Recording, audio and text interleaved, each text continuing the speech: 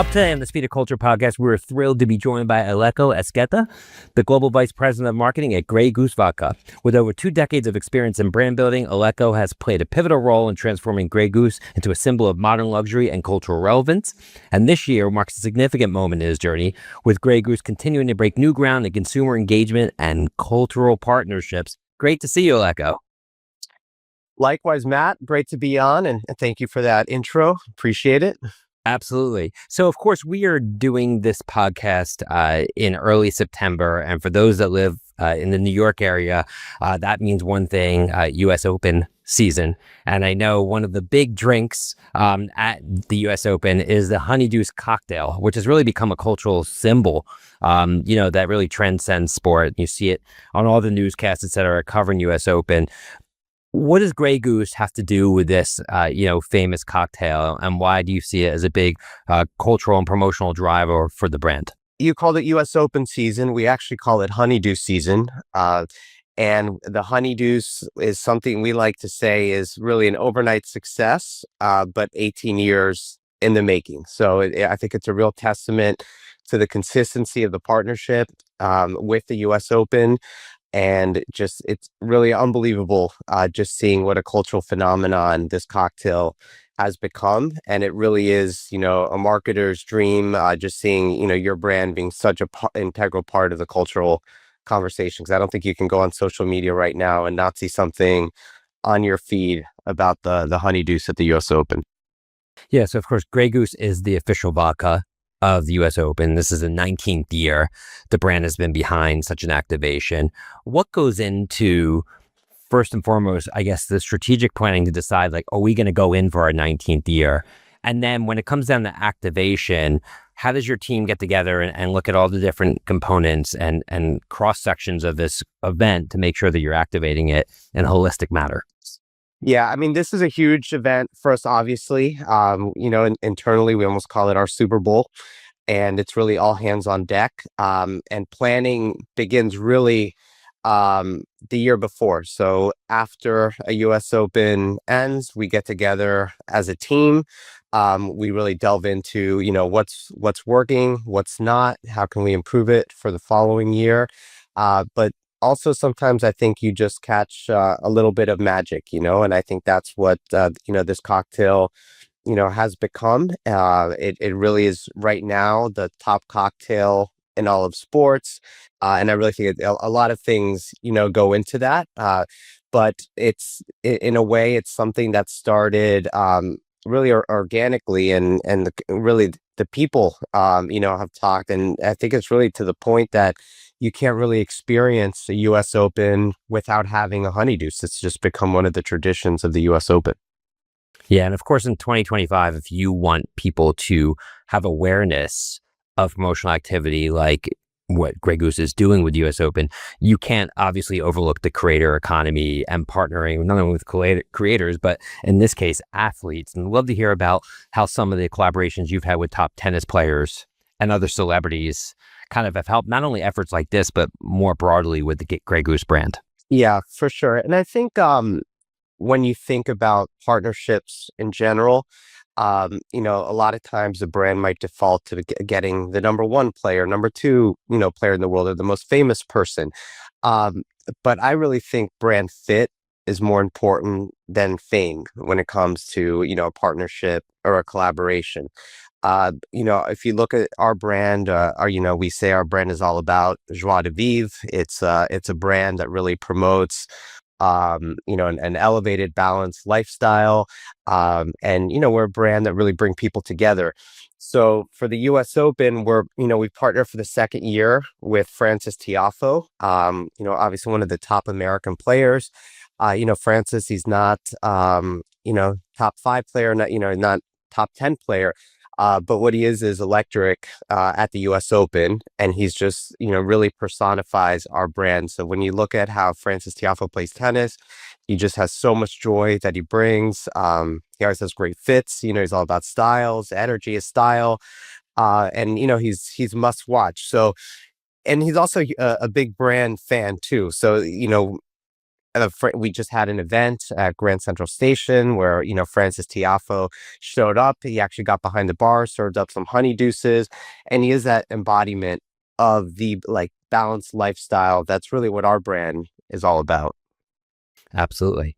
And, overall, when you look at the creator economy and partnering with celebrities and in this case, the long tail, even though Francis is obviously gaining popularity in skiing and, overall within the sport, um, how do you look at sort of the importance of this type of activity relative to some of the more traditional media vehicles that brands like Grey Goose have leaned into in the past, whether it be out of home or TV or print? Like, do you find this kind of leveling up in terms of its importance as part of your planning? Yeah, I think it's a full ecosystem that we look at, and what is really important, I think, is how you're connecting, with the consumer segment that you're looking at, and you want to do it in a meaningful way. So, I think when you look across, the different ecosystem, it's not necessarily like when you're connecting, but it's how you're connecting. And, we've always been big believers in experiential on Grey Goose, because I really think it's where your brand can come to life.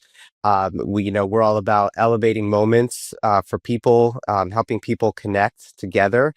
And, that's what being part of events like this, can do for a brand. So, you know, you it's challenging, nowadays, like just media, because I think as we all know, people have just so much control at their fingertips and they're getting inundated just by so many messages and things.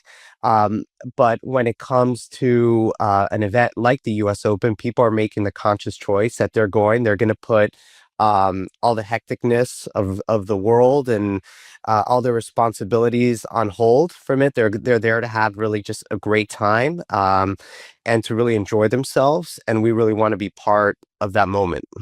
Yeah, absolutely. And of course, there's been other innovative activations Grey Goose has been a part of, one of which that kind of caught my eye was that you're leveraging Uber Eats to deliver cocktails directly to consumers in New York and Miami. Talk to me about that activation. Obviously, we saw during COVID consumers finally starting to accept at mass, the ability to order not only groceries, but alcohol, into their homes. So how do you see that space evolving? Yeah, and I think you bring up a great point. Like during COVID, because the other thing that happened during COVID is the U.S. Open still happened, uh, but there were no fans, there were no spectators there, right? So as we were said earlier, the Grey Goose Honey Deuce has become so synonymous with the U.S. Open and part of the tradition. So we wanted to make sure that even though fans couldn't go and experience the US Open, so at least they could still get a taste of the US Open at home. So we actually started doing Honey Deuce cocktail delivery to people's home. And that's something that we've continued to build on. So this year, if you live in New York, we've expanded it to Miami and Chicago as well. You could have Honey Deuces delivered to your home. And then the other thing that we did this year that was really cool was, uh, that last honeydew at the US Open doesn't necessarily have to be your last, honeydews that you have. So we did a pop up at Grand Central Station. We called it the Last Serve Bar. The 7 train Grand Central is where you had a lot of commuters to and from the US Open. So we literally created a bar where we're handing out honey deuces, and it's really the what our brand's all about. It's like we want to bring these moments of surprise and delight. When you think about Grand Central, you have over 700,000 commuters going through there a day, most of them just like with their blinders on, wanting to get home. And here you're just bringing a little bit of joy to their life by, giving them a moment there of pure pleasure where they can actually enjoy a Grey Goose Honey Deuce. Yeah, very cool activation. I agree. When you're interrupting consumers in a moment like that, you don't want to ask them to fill out a form or bother them. But if you can give them a drink, that's a great brand interaction that definitely will carry its weight in gold. So we mentioned COVID, and it's interesting how in interviews that I partake in this Be the Culture podcast, how often COVID still comes up, even though this pandemic was, done 4 years ago, but it really did rock the earth to its core and the consumer. And, one way it did during COVID and post was this kind of shift that you had between on-premise and off-premise distribution. So obviously during COVID, there was no on-premise distribution because bars and nightclubs were closed, and you obviously had to focus on the liquor stores and getting your product in people's homes.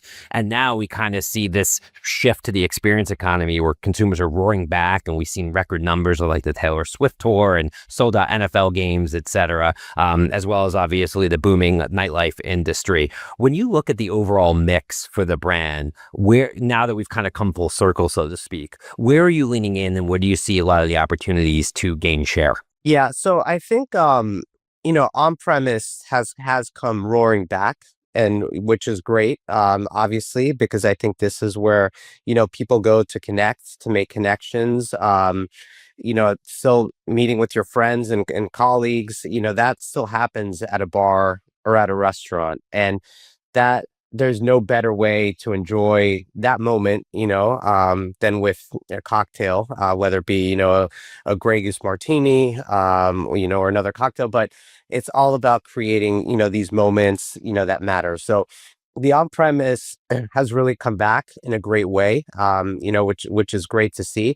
I also think that, one of the things you're seeing too, like in the world of hospitality and the on-premise, we've also had to up our game, because what happened during COVID was, you had the rise of the home mixologists and people learning how to make these cocktails, which tend to be, more challenging. So when you do go now to a bar, restaurant, like vibe dining has become like a huge trend. So people are looking for these great experiences.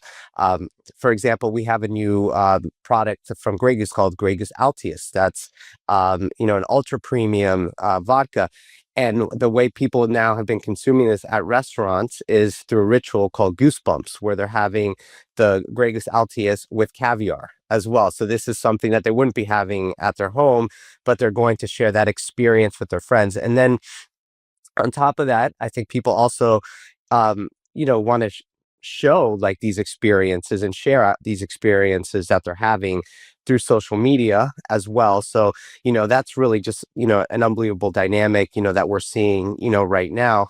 And honestly, I think that's also a huge part of the success of the Honey Deuce, as we were talking earlier, that people want to be part of the experience economy. They go to the US Open, but having that Honey Deuce in their hand, that's also cultural currency for them, that, now they can share out like, hey, I'm not just a passive participant at this cultural event. I'm actually actively participant. Right. And I'm They having the get more same stake in the game, so to speak, experience. right? Exactly. And they're having the same experience that, a celebrity or an influencer would be having at that same cultural event. Yeah.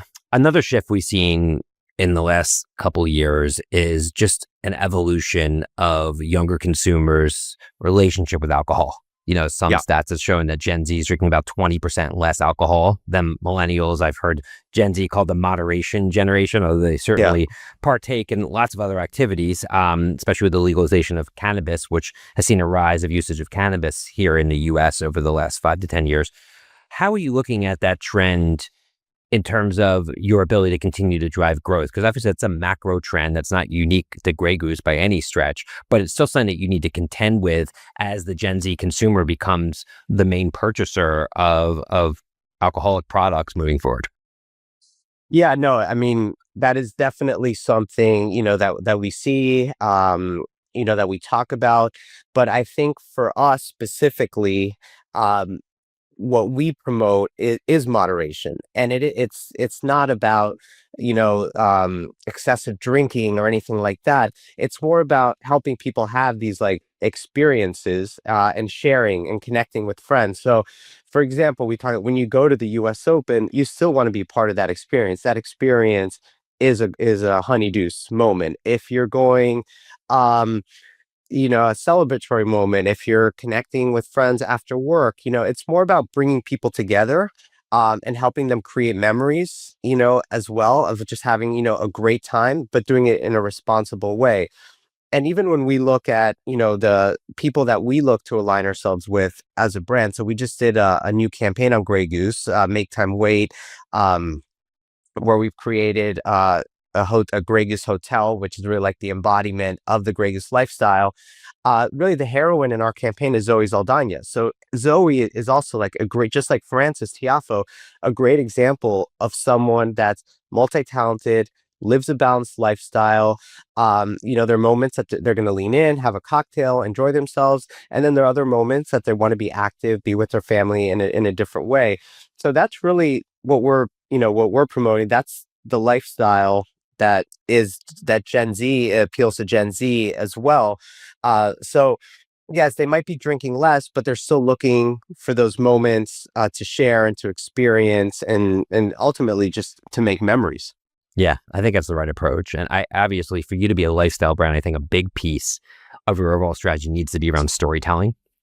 And Yep. that word, while often overused in the marketing world, I think is more important than ever before. As to your point earlier, consumers have so many choices for the consumption of media and content. What has worked for you as a marketer, especially with the Grey Goose brand, in terms of storytelling based approaches, and how have you found storytelling to be an effective overall strategy? And you've already laid out some examples, but with your Yeah. consumer. Yeah, it's critical, at the end of the day, I think a brand needs to stand for something, have like a really strong point of view. So as a brand, I don't think you can be all things to all people. So with Grey Goose, really our point of view of the world is that there's this, now in the world, efficiency is kind of what's valued, things that should give you pleasure. So if you're going to have that morning cup of coffee, you're ordering it on an app. You look at Netflix, they even have like the skip fast feature, where this would be a moment where you're just sitting down and enjoying, a show. You see all these type of lists come out like how to see London or Paris in one day. So everybody's valuing efficiency. And as a French brand, we really look at the ethos as a French people that they really know how to enjoy time. For them, time is the ultimate luxury. There's a reason why when you look across countries, the people that spend the most time enjoying meals, enjoying coffee, a glass of wine, a martini, it's the French. So this ethos is what we tap into as a brand, that pleasure can't just be a luxury for people. Pleasure has to be a necessity. And we really want to be um, the biggest proponents of that. And that's what our new campaign is all about, Make Time Wait, that basically you don't always have to be in a rush. You need to take time to really enjoy those moments that really matter. Yeah, I think that's a great overall approach. And obviously, I think a lot of companies are looking at storytelling and the confluence of AI as yet another opportunity. There's been so much written in the last year about AI kind of entering the fray in terms of how marketers initiate engagement in their internal processes and ultimately manifesting up to the work that consumers see. Where does AI play a role with Grey Goose, and where do you think it's going to grow and become of greater importance heading into 2026? Yeah, I mean, AI, is just evolving every day and it's so fast. And I think we're all using it, whether to help, plan our day out, get a quick answer for something, in the marketing world. When we do research, now you can, really get results quickly for, with AI versus before you would have to, do these very long, costly studies as well. But I also think that depending on your brand, it's not always going to be about AI. So, for Grey Goose, we really are promoting this elevated lifestyle. We have a very clear brand world with everything that we do. So when we shot our new campaign, for example, we actually didn't want it to feel like AI at all. We actually wanted it to be incredibly cinematic as well. So we went to Lake Como, and we, shot the campaign with Zoe Saldana and in this Grey Goose hotel that we created, really giving people a window into this world. And I think AI is going to continue to be critical with, everything that we're doing, but it's also no substitute for experiences, as we were talking about as well. I think people are still going to want to see the world. They're going to want to share experiences, and they're going to want to attend these big cultural temples as well. And I mean, I think there could be like a counterculture quickly brewing as well with, consumers really focus on things that are uniquely human at the same time as AI steals the headlines, et cetera. I think things that are uniquely human and real will might even catch a premium with consumers over time. I'll be interested to see how that dynamic evolves. Yeah. Yeah. And there's nothing more real than honestly connecting with someone you care about over a cocktail. And I think that's why we feel, really good about, the future of the industry of Grey Goose. And you're always going to have these moments of connection and of human celebration as well. Yeah. I don't want to live in a world where that goes away. So hopefully No, it sticks with us for quite some time. right. So you've been in this space for a while and have been, working at Bacardi and now the Grey Goose brand in various positions. What do you think has been the key to your success in this industry particularly? And what are some of the areas you've leaned into over the course of your career that enabled you to be in the seat that you're in today? Yeah. I think really you have to, maintain your curiosity at all times. I think you have to try to be as in touch with culture as you can. For me, I look at our consumer base, it's very broad, it's diverse, they're culturally in tune.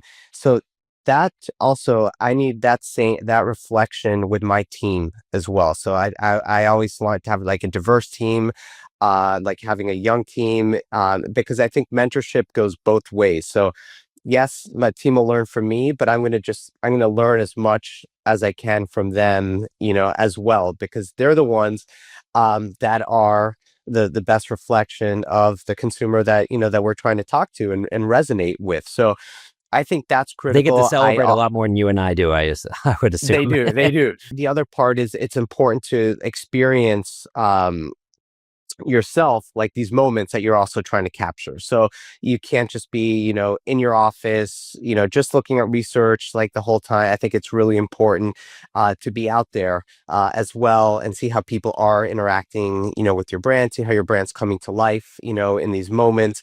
So to me, that's really, critical as well. Like it's both, yes, you have to do the research, you have to do the work, but you also need to be fully engaged and leaning also on your agencies, on your team, to really help craft the vision for the brand as well, and how you're trying to connect.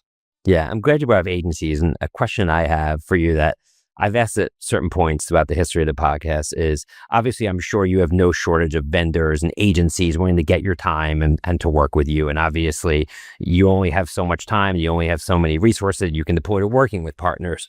What does it take for a potential partner to win your attention and ultimately win your business? Throughout your career, what has that approach been consistently that has worked? Yeah. Well, first of all, I think when I talk about our agencies, they're just an extension of our brand team. So we actually we're Grey Goose. We call ourselves the Flock, and that's whether it's the brand team or our agency partners. When we go into a program, we work with what we call our IAT, our integrated agency team, and really making sure that across all touch points, our agencies are feeding in. So when we're looking at agencies, I'm thinking, okay, how are they going to fit in with the broader team, as well? Are they going to be collaborative? Are they going to be working together, not just seeing their specific discipline in a silo, but more overall, like what we're trying to accomplish as a team? Are they bringing some new thinking, to the table as well? So, are they bringing thought leadership? That's really, important to us as well.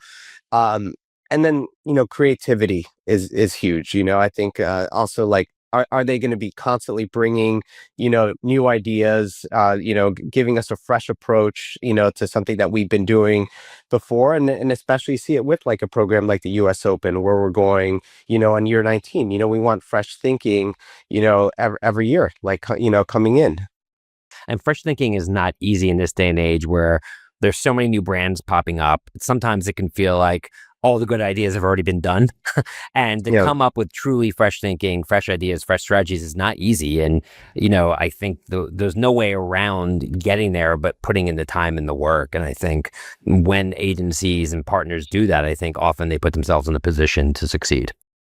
absolutely. Absolutely. And I think, they have to completely understand your brand as well as you do, like the DNA of your brand world, what's, your key positioning, who you're going after. So, yeah, agencies have to be just as intimately involved with your brand, as you are. Yeah. The last thing I want to ask you about is just about leadership. And you've mentioned how you get ideas from the younger people in your organization, et cetera, and how they're a critical part. And I love the whole philosophy that a great idea can and should come from anywhere. Yeah. What are one or two attributes that you think young marketers today who want to end up, running a brand like Grey Goose should focus on in the earlier stages of their career to really set themselves up for success down the road? So I don't know, Matt, if you know the story about the two lumberjacks, where there are two lumberjacks. So there are two lumberjacks in the woods, and one guy is basically just chopping wood like crazy from sunrise to sunset. Then there's another guy that he keeps taking these breaks in between, and after a month, the guy that's been taking the breaks has been chopping more wood than the other guy that's been going all day. And that's exactly what he was doing. He was sharpening the axe. And I think when I think of my younger days, I was always just chopping the wood, and just like you're so into like the execution phase of what you're doing. You want to just kind of, show off to your boss like how hard you're working and what you're doing.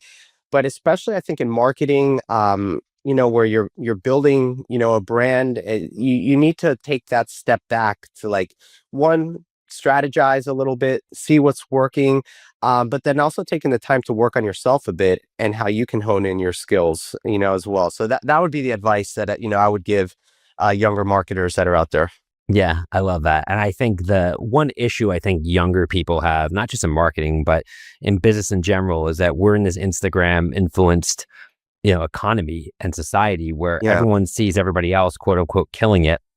When the reality is people just sharing their highlight reels, and Yeah. you don't see the hard work and the failures and the ups and downs that led to getting that there. And I think because of that, a lot of people early in their careers lack that patience.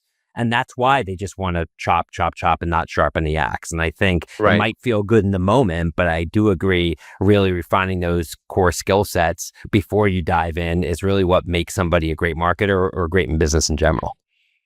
Yeah, I couldn't agree more. I think it's, yeah, taking the time, like, to really learn something before you're ready to just move on. Your career is going to come. You're going to get the promotions, as long as you're putting in the work, and you're also staying curious, and you're open to feedback, as well. So I couldn't agree more with you. I think that would be advice that I would give younger people coming into the business, but yeah, even my younger self as well. Yeah. It's awesome. Well, to wrap up here, and this has been such a great conversation, would love to know from you if there's a saying or mantra that helps define your professional journey today. We often ask our guests to wrap up the podcast that same question. Yeah, it's a great one. I think one of the just because I heard him being interviewed the other day, like, Quentin Tarantino, and they were asking him about, did you go to film school? And he's like, no, I just went to a lot of films. So I do think it's important, obviously, to do the work as far as the, understanding the craft of what you're doing. But then it's also really important just to continue to stay out there, to get out there and stay hungry with everything that you're doing. And I think also as you get older and you move up, the temptation could be more just stay in the office, do your research. But it's really important to get out there, feel the energy, and see what's working firsthand. Yeah, it's clear that you've done that successfully, and I hope you've had a chance to get out to the U.S. Open this year. It's obviously been great, and Yeah. I'm gonna have a Honey Deuce in your honor tonight as well. Oh, mate, you're going tonight? No, I'm just gonna do it at home. Okay, wonderful. That's great. You Yeah. can have the experience. Yeah. It is great. I mean, you're a New Yorker, so you know that it's just such an unbelievable cultural event in the city. It kind of marks the end to summer, and I think it just gets bigger and better every year. Yep. Well, thank you so much for taking the time to share your insights and your experiences. Congrats on your success for this U.S. Open and in general for Grey Goose, and we'll continue to watch your ascent from afar. So thanks so much for joining. Great. Thank you, Matt. I really enjoyed it. Absolutely. On behalf of Susie and iWeek team, thanks again to Aleko Ezgeta, the Global Vice President of Marketing at Grey Goose Vodka, for joining us today. Be sure to subscribe, rate, and review the Speed of Culture podcast on your favorite podcast platform. Till next time, see you soon, everyone. Take care. The Speed of Culture is brought to you by Susie as part of the Adweek Podcast Network and AGAS Creator Network. You can listen and subscribe to all Adweek's podcasts by visiting adweek.com/podcasts. To find out more about Susie, head to susie.com. And make sure to search for The Speed of Culture in Apple Podcasts, Spotify, or anywhere else podcasts are found. Click follow so you don't miss out on any future episodes. On behalf of the team here at Susie, thanks for listening.